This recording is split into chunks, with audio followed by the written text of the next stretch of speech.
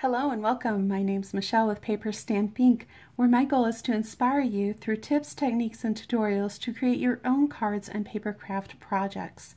So let's go ahead and get started today. We are going to be doing this Guide Us to Thy Perfect Light double panel card. It's a raised panel card, actually is probably better definition for it, and it's very impressive but very simple to do. So let's go ahead and get our paper, stamp, and ink and get started. So for my paper, I've got a Whisper White thick card base. It's cut at 4 1/4 by 11, scored at the 5 1/2 inch mark to create a top fold card.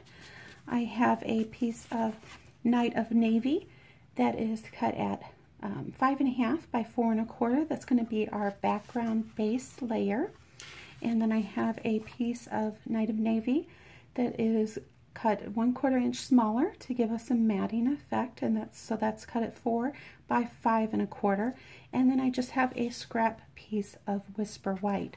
Now for the ink today, we're going to be doing some wet embossing. So I've got my Versamark ink, and we are going to be using the silver embossing powder.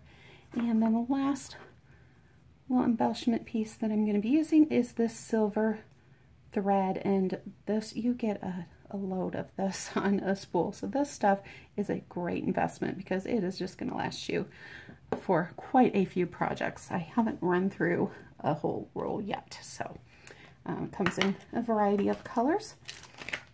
We're just going to be using the silver today. Let's go ahead and get our stamps out. Now if you're new to wet embossing, Versamark ink is a specialty ink, and this pad's a little dirty. I need to clean it up, but none of that's going to really transfer and impact my card. This Versamark is extra sticky ink, so it's going to hold onto the card a little bit thicker. It's going to take a little bit longer to dry, and it's going to allow us to put our embossing powder right on top of there. So we're going to go ahead and just do the top panel first. So I'm going to use this, I don't know, like a star swirl pattern and the Guide Us to Thy Perfect Light. And we're going to go ahead and stamp both of those at the same time before we do our embossing. So let's go ahead and get that panel out.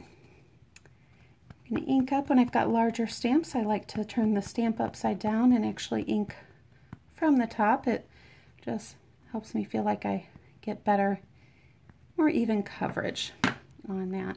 And then I just want this to kind of angle across my card right about the middle, because I want to have room up at the top to put my sentiment, and I want to have room at the bottom to add that thread. And now let's grab our sentiment, and we are going to use the Guide Us to Thy Perfect Light, and if I can find it in there.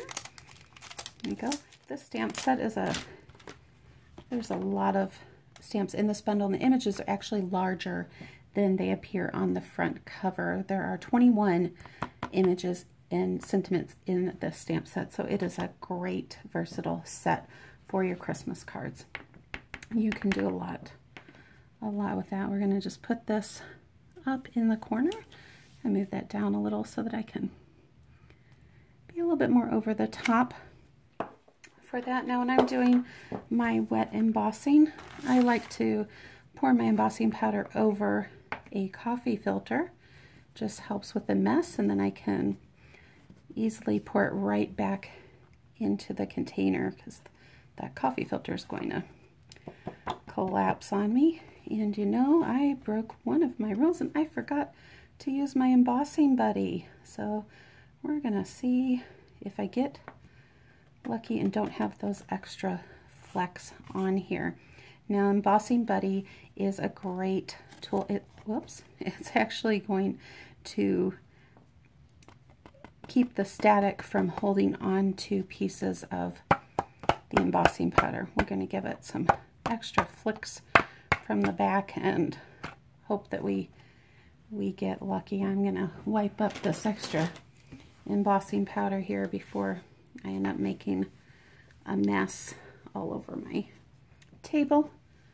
We're going to set this well over to the side before we get started, so that we don't end up blowing any of that around. Now you're going to use a heat tool to heat up the embossing powder.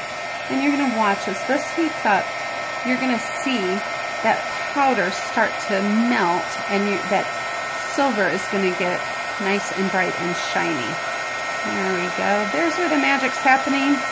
So while we're watching this, I want to make sure that you know that you can tap that subscribe button down below, and that is going to, tapping that and the bell is going to make sure that you get notifications whenever I put out new tutorials, so you don't miss out on anything.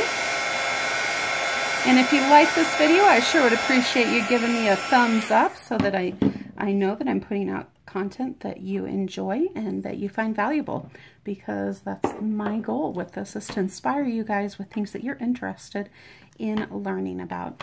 And you know what, it looks like I might have missed one corner of this. It's better to continue to heat, because if you don't get that, if you're ever unsure, just go back over it again. If you don't get that embossing powder all heated and melted, it's going to rub off on your project as you're going. So it looks like I got lucky today and didn't get embossing powder all over the rest of my project. Now I'm going to pull out my Big Shot, and we're going to do some cutting, and I am going to try not to jostle you guys too much or to knock that camera as I'm running this through, but it's a little bit of a tight fit, so I'm going to apologize in advance if I'm not successful, and hope that you will stick with me while we go through this process. So I'm going to take this outline of the star, and I'm just going to set that down in the center. I don't know why I feel like I have to go this direction to see well in the center. Maybe it's the right hand, left hand thing, I don't know. But for me, I always seem to be able to see better if it's going that direction is my top. So I think I've got that in there well. We're going to roll this through. If you don't have a Big Shot or die cutting machine, they're a great investment. You can do some fun techniques with both dry embossing folders and die cuts, and so you're going to get a lot of use out of them. So now we have our panel cut with the star, and I'm going to come in with this piece of Whisper White scrap paper, and I'm going to die cut this fancy star piece image that we've got there. And let's see if I can, got a big enough scrap there. If I angle that, that's going to work. I'm going to fit that in there, and I'm going to roll that through. More detailed images, I like to go through once and go back through so that I can get them nicely cut. Now, if you don't have one of the brushes and foam mats, these are really great with your more detailed images. Just going to roll that over the star image, and see it's kicking out all of those little tiny pieces, so I don't have to sit there and play with them with the end of my piercing tool or end of my scissors trying to get them all out. And it looks like I still missed a few there, but we got most of them. So I'm gonna pick these last few ones out. If you are not familiar with some of the specials going on right now, for the month of August, Stampin' Up! Has bonus days. Now, what that means is that you can make purchases in August and earn coupon codes towards your purchases in September.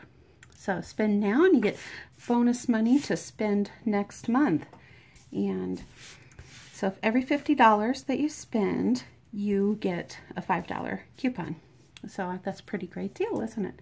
And you can do that as many times as you want. If you spend $100 on one order, you're going to get 2 of those coupon codes.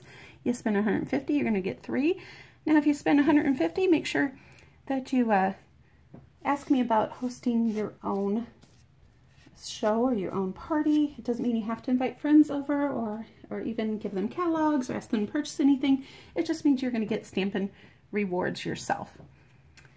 All right, let's go with this. And I need a little scrap piece of paper. Let me find it here so I don't get everything all over my mat. And I am just gonna smush this Versamark all over the star. So again, that special goes through the end of August, and there's one other special going on right now, and that's for Paper Pumpkin, and you can get 50% off of your first month of Paper Pumpkin subscription. If you haven't tried those out, they're a lot of fun. I'd encourage you to explore those, and this is a good time to do so. All right, I'm gonna try and hold this by the edge there so I can get all of this embossing powder completely cover the star. And don't worry, be generous, because we're going to put all of this right back in to this pot, so everything that's falling off there is not waste. We're not going to throw it away, so you can be very generous on applying this, just pouring it over that image so you get it completely covered. Now, if you don't have a Stampin' Up! Rep, I sure would appreciate the opportunity to earn your business. And if you've ever thought about becoming a representative, either to grow your own business or just for the discounts, I'd love to share more with you about that as well and have you join my team. All right, we're gonna get this going. This one's a little tricky because that heat tool gets pretty warm, so we're gonna try and do this without burning any fingers. You just have to be a little careful where you're aiming it. Don't worry, you're gonna actually burn anything. It just gets a little hot. So let's see, I'm gonna cut this side and get this edge here. Make sure you get the tips. And look at that. So you can emboss an entire image with your embossing powder. And of course, if you have silver paper, that would work as well. But I just thought this was fun to show how you can utilize the embossing powder without having to go and purchase those extra pieces. And let's go ahead and assemble our card. Let's find your Tombow Mono Multi-Glue, my glue of choice. I love it because it gives me the opportunity to wiggle and shift my paper around where I need to. And it's also very economical adhesive. You get a lot out of that. All right, and I'm going to take my panel, and looks like it did so well, but then I got some, maybe a little bit of embossing powder there from the star. So I'm going to take my panel and lay it in place, and that's going to help me figure out where the star goes. And just to get it adhered down, I'm going to put a little bit of glue in the center, line it up with that opening. There we go. And pull this piece off, and then I can glue these tips down. The other great thing with this Tombow Mono is it does dry clear. So if you get a little bit outside of the lines, that's okay. I'm going to use this to smush that down there. A little bit more here. Of course, I don't want to just totally pour that on. It's okay to get inky fingers and sticky fingers and glittery fingers. That's all part of crafting. And you know, I love using the dimensionals, but I gotta tell you, man, those things, they seem to follow me around, the little backers from those. Anybody else, give me a thumbs up if you find those in odd places in your house. They seem to just migrate with me. I'm always finding them in every room of the house that I travel through. All right, let's go ahead and get our thread. And I'm just going to come around on the back here, and I'm going to take my dimensional. I'm going to add more dimensionals here to pop this panel up, but I just found this very easy to just go ahead and add a dimensional right on top of there to hold that down. And then you can wrap your thread as many or as few times as you would like. Do it straight across, do some angling. It's completely up to you because, hey, this is your project, so you get to create it the way you want to create it.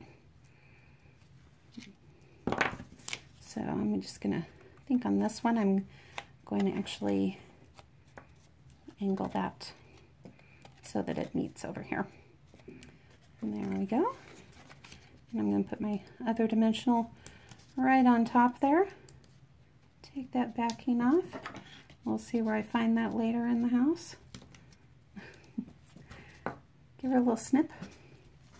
And then I'm just going to use some of my strip dimensionals to adhere this panel onto the back. These are great to cover a good amount of space. And we want to give it a decent amount of these so we don't have it sagging all over. So I'm going to put some extra pieces here and there. Got to get one across the bottom. I'm not going exactly precise on anything. You could line it all up, be exact, be precise. You know what? I'm an accountant by trade, so I enjoy sometimes not having to be exactly precise and exact, and to just enjoy the creativity in the creative process. All right, let's get these little stickers off the back here. They don't always want to cooperate either. And one more down here. We'll put this panel on. Line it up again with that star and with our edges. And there we go. Isn't that a beautiful card?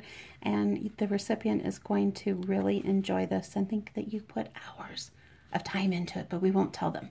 So I hope you enjoyed this tutorial. Again, give me a thumbs up. Any products that I showcased you can purchase from my online store 24/7. I'll have links to that below, as well as my Facebook page where you can follow me on other projects and inspiration. I sure do appreciate you taking time to spend with me today. Enjoy and have a great day.